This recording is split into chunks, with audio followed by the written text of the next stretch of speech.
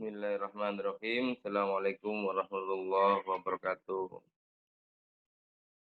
Alhamdulillah, pada kesempatan kali ini kita masih diberikan kesehatan oleh Allah Subhanahu wa taala sehingga bisa melanjutkan kegiatan perkuliahan sebagai lanjutan dari perkuliahan sebelumnya. Ya, pada kesempatan kali ini eh, saya akan menyampaikan pembahasan mengenai kelanjutan tentang hukum Indonesia. Ya. Jadi berbicara tentang masalah hukum secara konseptual, maka kita akan banyak menemukan eh, peristilaan bahkan pendefinisian yang berbeda-beda atas penyebutan dan pemaknaan dan pemahaman hukum sebagai pengertian yang dapat menjadikan sebuah referensi di dalam perkembangan hidup manusia akan kebutuhan terhadap hukum yang dapat memberikan pencakupan setiap aktivitas manusia di dalam kehidupannya. Sehingga hal inilah yang menjadi pandangan para ahli hukum ya, dari negeri kincir angin, ya, yang diantaranya yang sudah mungkin kita pernah dengar namanya ada Van Abeltron, ya, yang dalam bukunya In Leading to the Study van het Nederlands Recht, di mana Abeltron ini menyebutkan bahwa tidak mungkin memberikan suatu definisi tentang apakah yang dimaksud hukum itu, karena ia beranggapan tidak mungkin mendefinisikan hukum tersebut dirumuskan sesuai dengan kehidupan atau kenyataan hidup eh, manusia itu, ya, di dalam masyarakat maupun negara. Namun alasan Abeltron ini mengungkapkan bahwasanya memberikan ilustrasi bahwa sulit merumuskan dan mendefinisikan hukum yang dapat mencakup semuanya. Ya. Karena hal ini berbeda atau tidak sama seperti orang yang ingin mengenal lautan. Ketika orang itu ingin mengenal lautan, maka ia harus datang dan melihat lautan itu seperti apa. Tetapi kalau orang ingin melihat hukum, ya, maka ia tidak cukup hanya tahu dan melihat hukum secara normatif, sebab hukum sesungguhnya tidak hanya tampak dalam penglihatan mata yang ada di dalam undang-undang, melainkan juga melihatnya melalui substansi yang terdapat di balik apa yang tampak dalam suatu undang-undang itu. Namun demikian, tidak berarti hukum tidak dapat didefinisikan, ya, oleh para ahli hukum tentang pengertian hukum yang dapat menjadikan referensi di dalam ilmu pengetahuan hukum. Paling tidak definisi yang diungkapkan oleh para ahli hukum meskipun tidak mencapai pada pengertian hukum yang mencakup keseluruhan aktivitas, ya, tentunya aktivitas manusia, ya, dapat memberikan batasan-batasan terhadap apa? Terhadap pengertian hukum sebagai gambaran atas definisi hukum. Ya, sebagai batasan-batasan untuk memahami hukum yang dapat dilihat secara kerangka filosofis, maka perlu dilihat dari dua pengungkapan pengertian hukum, yaitu istilah dan pemahaman hukum yang diungkapkan oleh para ahli hukum, di mana ungkapan para ahli hukum ini, ya, dapat memberikan gambaran bagaimana apakah itu pengertian dari hukum. Ya. Secara etimologis, istilah hukum seringkali disinonimkan dengan recht. Ya, ini dalam bahasa Belanda. Ada law. Law ini di dalam bahasa Inggris. Law ada Detroit itu di dalam bahasa Prancis. Lalu ada ius bahasa Latin dan directo itu di dalam bahasa Spanyol. Namun ada juga penyebutannya seperti diritto. Ya, ini di dalam penyebutannya di dalam bahasa Italia. Penyebutan-penyebutan peristilaan hukum itu ya di dalam bahasa asing memang berbeda-beda. Tetapi sesungguhnya istilah hukum yang digunakan di Indonesia berasal dari bahasa Arab, ya, yang pada pengertian jamaknya adalah ahkam. Ahkam yang berarti segala hukum. Dengan demikian, permasalahannya adalah apakah makna dari hukum itu, ya kan? Jadi beberapa filosofi atau beberapa pemikir telah menempatkan pertanyaan ini sebagai kerangka filosofis di dalam banyak kerangka mereka. Ya. Ada siapa itu namanya? Plato, Hart, Aristoteles hingga Dworkin. Bahkan orang-orang Skandinavia dan semua ahli hukum lain mencoba untuk menjawab permasalahan ini, tetap saja tidak memperoleh jawaban yang memuaskan, ya kan?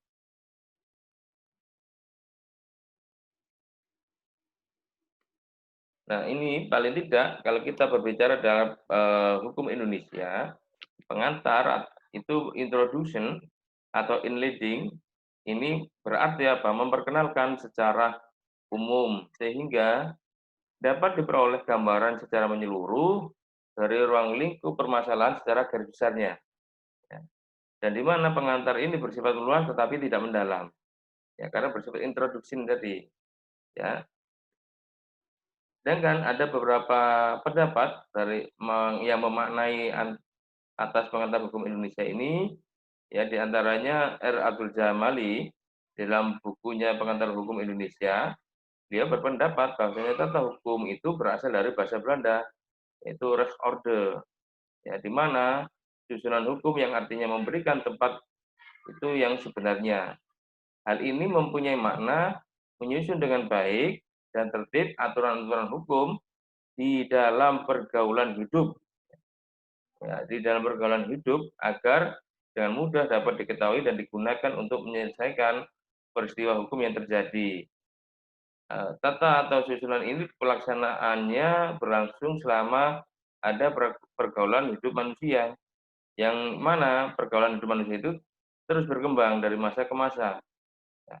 Oleh karena itu, di dalam tata hukum ada aturan hukum yang berlaku pada saat tertentu dan di tempat tertentu yang disebut dengan hukum positif atau ius constitutum. Ya. Sedangkan menurut Sudirman Kartohadiprodjo, ya, dalam buku Pengantar Tata Hukum Indonesia, yang dimaksud dengan tata hukum Indonesia ini adalah hukum yang sekarang berlaku di Indonesia. Berlaku ini Bapak mengartikan memberi akibat hukum kepada peristiwa dalam pergaulan hidup. Dan sekarang hal ini menunjukkan kepada pergaulan hidup yang ada pada saat ini dan tidak kepada pergaulan hidup yang telah lampau. Tidak pula pada pergaulan hidup masa yang akan dicita-citakan di kemudian hari atau ius constituendum, ya, di mana di Indonesia ini telah menunjukkan kepada pergaulan hidup yang terdapat di wilayah Republik Indonesia dan tidak di negara lain. Ya. Jadi ini, ya, dari dua pengertian tadi bisa kita sedikit simpulkan bagaimana makna pengantar hukum Indonesia itu ialah apa? Yaitu mengantar, memperkenalkan atau mempelajari asas-asas dasar-dasar dari bidang-bidang hukum positif yang ada di Indonesia saat ini berlaku, ya, atau ius constitutum, ya. Lalu bagaimana dengan aturan hukum yang masih belum atau yang akan berlaku? Maka penyebutannya adalah ius constituendum. Misalnya RUU, ya, rancangan undang-undang itu masih belum berlaku, masih dirancang. Ya. Jadi penyebutannya adalah ius constituendum. Lalu eh, ada bahkan Utrecht ya memberikan definisi hukum dalam bukunya Pengantar dalam Hukum Indonesia, ya, menjelaskan bahwa hukum adalah himpunan atau petunjuk-petunjuk petunjuk-petunjuk hidup yang eh, perintah-perintah dan larangan-larangan yang mengatur tentang tata tertib dari suatu masyarakat dan seharusnya ditaati oleh anggota masyarakat, ya. Di mana yaitu tentunya masyarakat yang bersangkutan, masyarakat pada daerah-daerah tertentu, ya. Di mana oleh karena pelanggaran petunjuk hidup tersebut dapat menimbulkan apa? Tindakan dari pemerintah, ya. Jadi dari ragam definisi itu mengandung pengertian bahwasanya hukum itu eh, meliputi yang satu, ya, satu mengenai peraturan tentang tingkah laku manusia dalam pergaulan di masyarakat, ya. Yang kedua, peraturan itu diadakan oleh badan-badan resmi, ya, yang berwajib, ya. Yang ketiga, peraturan itu bersifat memaksa, ya. Dan yang keempat, sanksi, ya. Sanksi terhadap pelanggaran atas peraturan tersebut adalah tegas. Jadi dapat secara garis besarnya, ya, dalam konsepsi hukum itu dapat mengenal hukum sebagai kaidah. Apa itu maksudnya? Yaitu dapat dirumuskan dari pengertian hukum sebagai konsep dasar yang dijadikan ciri-ciri hukum. Apa itu ciri-ciri hukum? Paling tidak memuat tiga, ya. Ciri-ciri hukum itu memuat tiga. Yang pertama, adanya perintah atau larangan. Yang kedua, perintah dan atau larangan itu harus ditaati oleh setiap orang, ya. Yang ketiga, dan apabila setiap orang tidak mengindahkan perintah dan atau larangan itu, atau ya larang hukum yang dibuat oleh badan-badan resmi yang berwajib, maka dikenai sanksi yang tegas. Jadi dengan demikian dari rumusan-rumusan ciri-ciri hukum bagaimana dimaksud, ya, sebelumnya, maka hukum itu dibuat dengan memiliki tujuan, ya. Dan apa tujuannya dari hukum itu? Tujuan dari hukum adalah apa? Menghendaki kerukunan dan perdamaian dalam pergaulan hidup bersama, ya. Di mana nah ini ya, di mana di dalam masyarakat kita ini maka haruslah adanya keseimbangan antara kepentingan-kepentingan, ya, yang pada hakikatnya bertentangan satu dengan yang lainnya itu harus diatur melalui mekanisme hukum. Karena tujuan hukum di samping akan menjaga kepastian hukum juga menjaga sendi-sendi keadilan, ya, yang hidup di dalam masyarakat. Lalu bagaimana tentang tata hukum, ya, aturan, ya, aturan hukum akan menjadi suatu nilai dalam masyarakat ketika menjadi suatu kaidah atau norma yang dijadikan sebagai tata hukum, di mana tata hukum adalah apa? Tata hukum adalah susunan hukum yang berasal mula dari istilah bahasa Belanda yang disebut dengan Rechtsorde, ya, yaitu memberikan tempat yang sebenarnya kepada hukum, ya. Yang mana susunan hukum terdiri atas aturan-aturan hukum yang tertata sedemikian rupa sehingga orang akan mudah menemukannya bila suatu ketika ia membutuhkannya. Ya, tentu apa? Membutuhkan untuk menyelesaikan peristiwa hukum yang terjadi di dalam masyarakat, ya. Dan aturan-aturan yang ditata sedemikian rupa itu menjadi apa? Menjadi tata hukum. Tata hukum antara satu dan yang lainnya saling berhubungan dan saling menentukan, ya. Di mana tata hukum ini berlaku di dalam suatu masyarakat, ya, karena disahkan oleh masyarakat yang sah tentunya, ya, pemerintahan yang sah dari masyarakat itu. Jika masyarakat itu adalah masyarakat negara, berarti siapa yang mengesahkan? Yang mengesahkan adalah penguasa negara itu, itu dalam artian pemerintah, ya.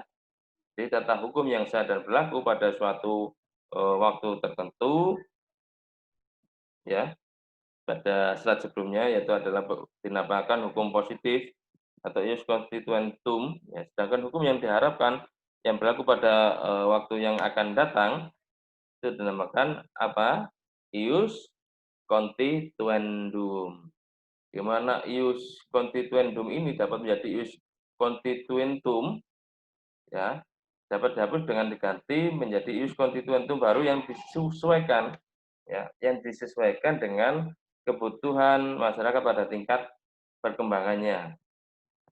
Oleh karenanya, suatu aturan yang sudah tidak memenuhi kebutuhan masyarakat, ya, di dalam perkembangannya tentunya, maka perlu aturan hukum pengganti, ya, pengganti dengan aturan hukum yang baru.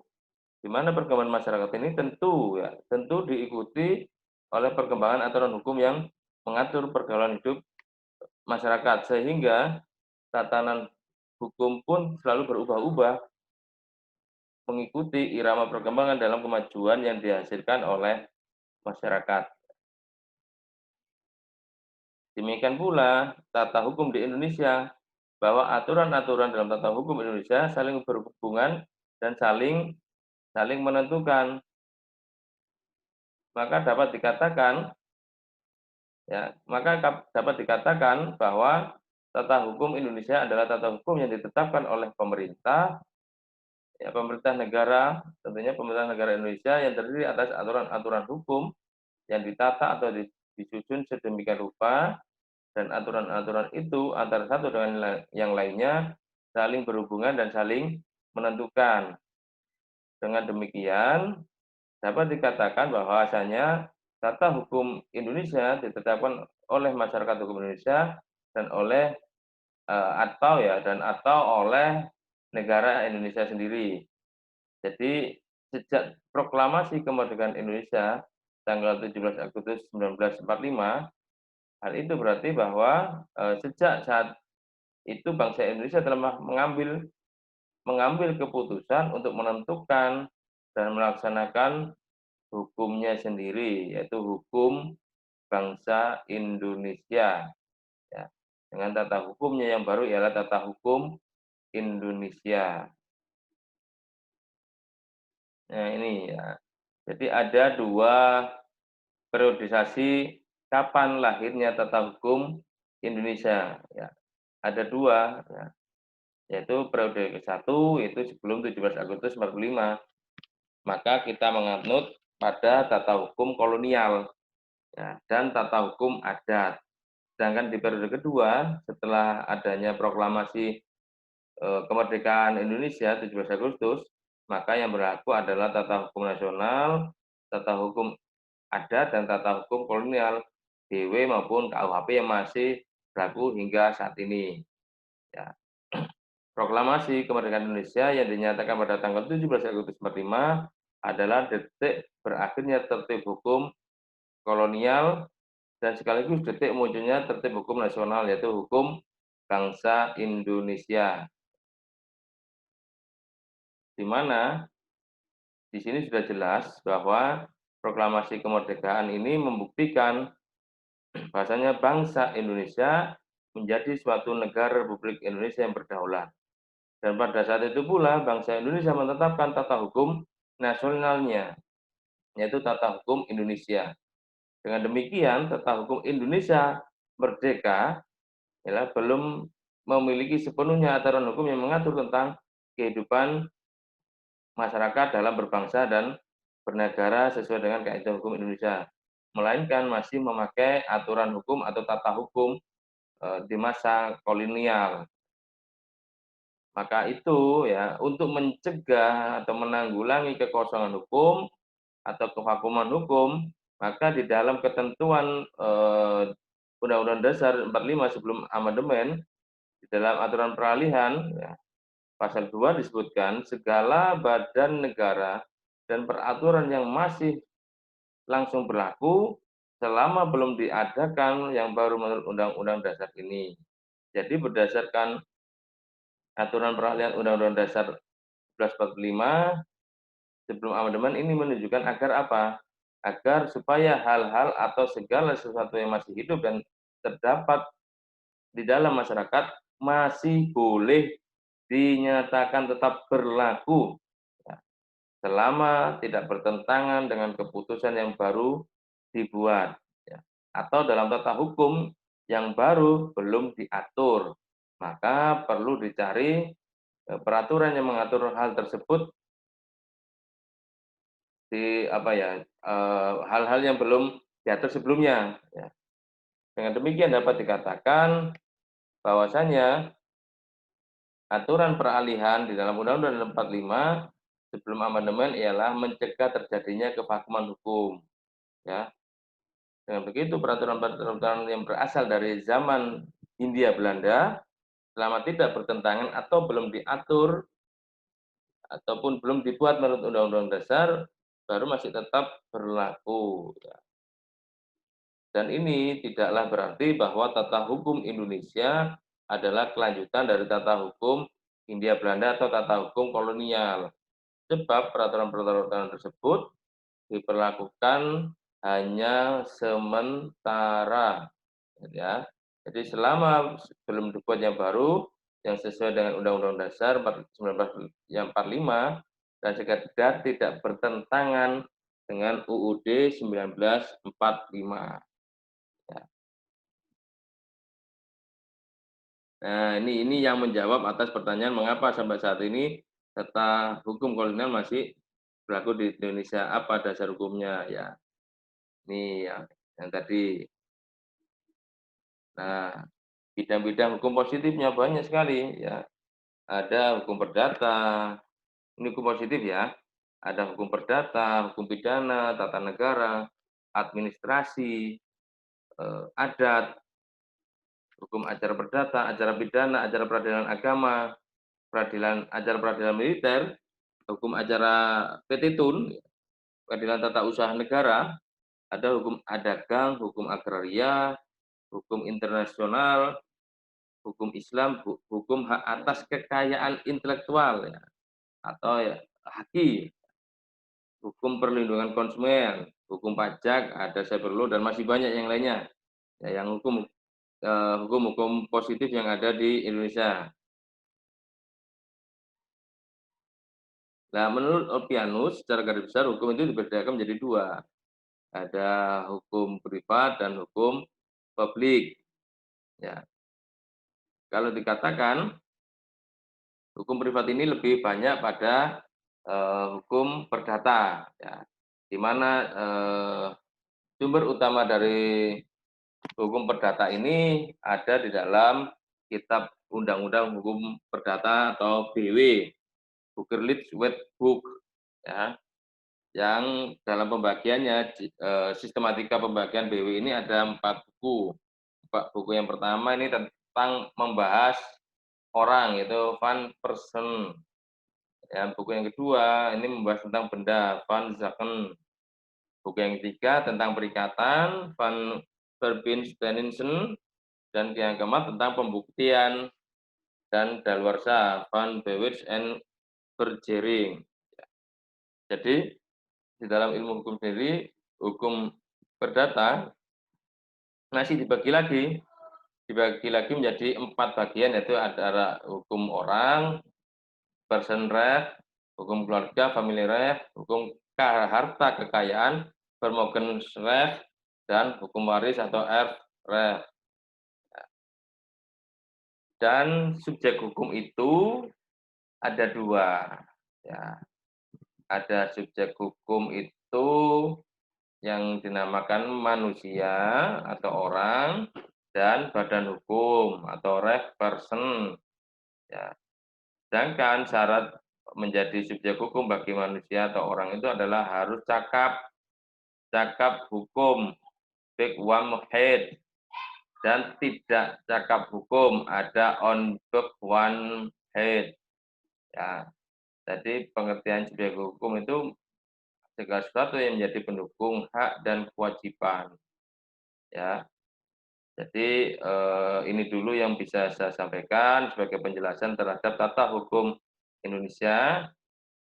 Jadi kita lanjutkan pembahasan tentang tata hukum Indonesia ini di pertemuan berikutnya. Dan saya akhiri pertemuan pada hari ini, semoga membawa manfaat dan akhirul kalam. Wassalamualaikum warahmatullahi wabarakatuh.